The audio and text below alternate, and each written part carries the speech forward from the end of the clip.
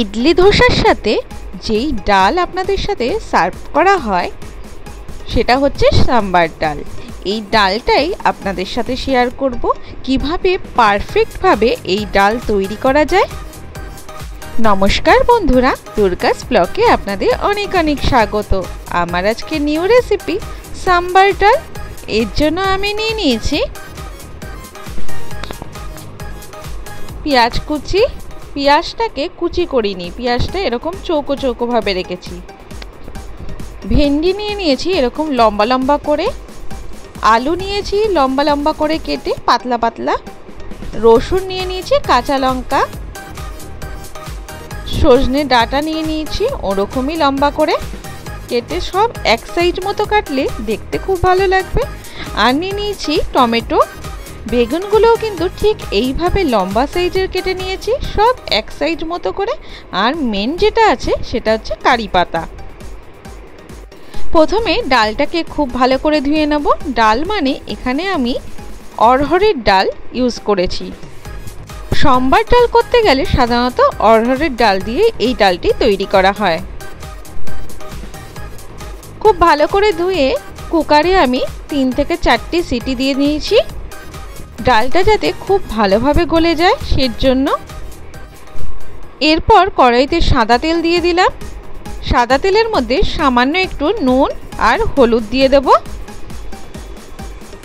যাতে কড়াইতে সবজিগুলো দিলে না তেল ছিটকোয়। এবার আমি ভেন্ডিটা দিয়ে দিচ্ছি। ভেন্ডিটা কিন্তু একটু ধুয়ে রাখলে লোড হয়ে যায়, ওর জন্য আমি এটাকে আগে ভেজে নিলাম। একটু লালচে লালচে হয়ে গেলেই এটাকে তুলে নেব। এইভাবে একে একে আমি সব সবজিগুলো ভেজে নিচ্ছি। প্রথমে আলুটা দিয়ে দিলাম। আলুটা যেহেতু একটু শক্ত এর জন্য আগে একটুখানি ভেজে নিলাম, 2-3 মিনিটের মতো একটু ভাজা করে নিলাম। তারপরে এখানে দিয়ে দিচ্ছি সজনে ডাঁটাগুলো। সজনে ডাঁটাগুলো মোটামুটি 1 মিনিটের মতো ফ্রাই করে তারপরে এর মধ্যে বেগুনটা আমি অ্যাড করব।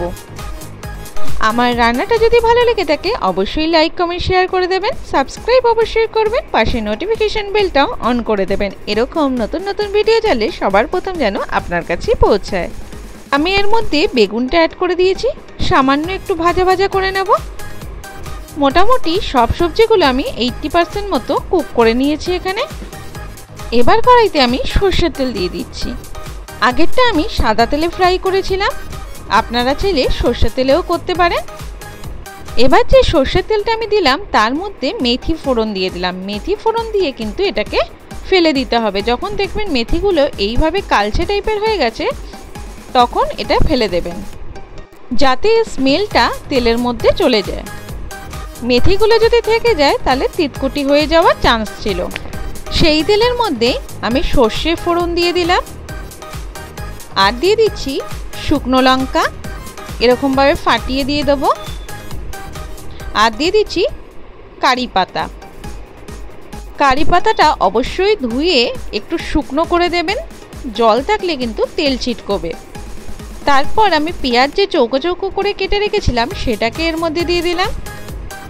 এটাকে দিয়ে একটু লালচে লালচে করে নিলাম।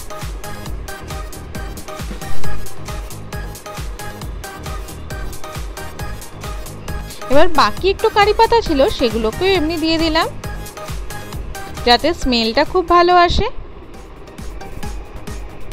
এইভাবে একটু ভাজা ভাজা করে নিতে হবে। টমেটোগুলো দিয়ে দিলাম। টমেটোগুলো দেখবেন যাতে একদম না গলে যায়। এবার যে রসুন রেখেছিলাম রসুনটা থেতো থেতো করে দিতে হবে, খুব একটা মিহি করে দেবেন না। এর মধ্যে আমি তেঁতুলটা একটু গুলিয়ে রেখে দিলাম, তেঁতুলও লাগবে এর মধ্যে। আমি ঠিক যেইভাবে করছি সেইভাবেই আপনারা করার চেষ্টা করবেন, তাতে কিন্তু একদম পারফেক্ট সাম্বার ডাল হবে। আমি কুকারে যেই ডালটা সেদ্ধ করে রেখেছিলাম সেটা দিয়ে দিলাম। দেখুন খুব ভালোভাবে সেদ্ধ হয়ে গেছিলো ওই ডালটা। যত ভালো সেদ্ধ হবে ডালটাতে মিশে যাবে একদম। এর মধ্যে আমি দিয়ে দিলাম হলুদ, স্বাদ মতো নুন, লঙ্কার গুঁড়ো,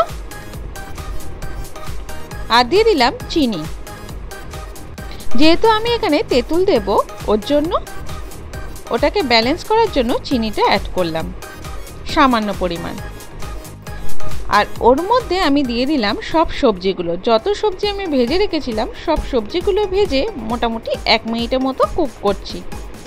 তারপরে ওই গামলার 1 গামলা জল দিয়ে দিলাম, যেহেতু সাম্বার ডাল একদম পাতলা জলের মতো হয়, ভীষণ টেস্টি কিন্তু খেতে। এইভাবে বেশ খানিকটা জল দিয়ে দিলাম। আমি এখানে এভারেস্টের সাম্বার মশলা নিয়েছি, ওটাকে একটু জল দিয়ে ভিজিয়ে রেখে দেবো কিছুক্ষণ।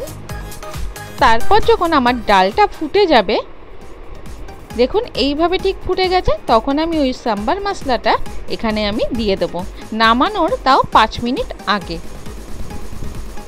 আর যে তেঁতুলের পাল্পটা আমি করে রেখেছিলাম সেটাও আমি একটা ছাঁকনি দিয়ে ছেঁকে এর মধ্যে দিয়ে দেবো, যাতে তেঁতুলের যে বীজ ফিজগুলো থাকে সেগুলো এর মধ্যে না পড়ে।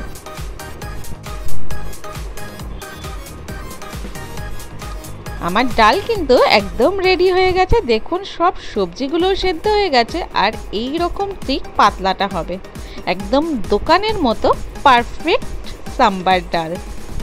রেসিপিটা ভালো লাগলে অবশ্যই শেয়ার করে দেবেন, অন্যকেও দেখার সুযোগ করে দেবেন। দেখুন পাতলাটা ঠিক এই রকম আসবে, এই পজিশনে আমি নামিয়েছি। সব সবজিগুলোও কুক হয়ে গেছে, কিন্তু এতটাও কুক হয়নি যে সব ভেঙে গেছে, সবজিগুলোও গোটা আছে, আবার ডালটাও খুব সুন্দরভাবে মিশে গেছে। দারুণ টেস্টি, ভাত দিয়ে তো খেতে পারবেন, আবার শুধু শুধু খেতেও খুবই ভালো লাগবে, ইডলি ধোসার সাথে তো দারুণ লাগবে। সবাই সুস্থ থাকবেন, ভালো থাকবেন, দেখা হবে নতুন ভিডিওতে। Thank you.